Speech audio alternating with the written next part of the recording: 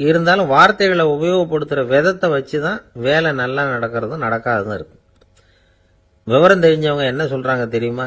B a leader not a boss அப்படிங்கிறாங்க. ஒரு லீடரா இரு, பாஸா இருக்காதே அப்படிங்கிறாங்க. சரி, அப்படின்னா லீடருக்கும் பாஸுக்கும் வித்தியாசம் உண்டா அப்படின்னு கேட்டா இருக்குன்னு சொல்றாங்க. லீடருங்கிறவர் வேற, பாஸுங்கிறவர் வேற. ஒரு லீடர் எப்படி நடந்துக்குவார், ஒரு பாஸ் எப்படி நடந்துக்குவார், இதை முதல்ல நாம தெரிஞ்சுக்கணும்.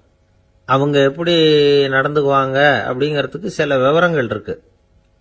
அதை கேட்டோம்னா நாம புரிஞ்சுக்கலாம். அதை அதாவது பாஸுங்கிறவர் விரட்டிக்கிட்டே இருப்பார், லீடருங்கிறவர் ஊக்கப்படுத்திக்கிட்டே இருப்பார்.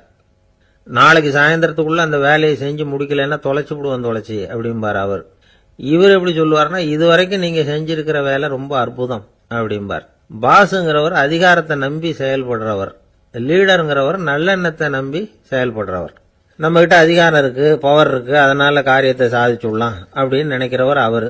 மற்றவங்க கிட்ட ஒரு நல்ல அபிப்பிராயத்தை சம்பாதிச்சுக்கிட்டு அது மூலமா காரியங்களை சாதிக்கிறவர் இவர்.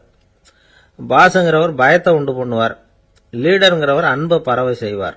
தென்கட்சி கோ சாமிநாதன் ஐயா அவர்களின் இன்று ஒரு தகவல் நகைச்சுவை கதைகளை கேட்டு ரசித்தமைக்கு நன்றி.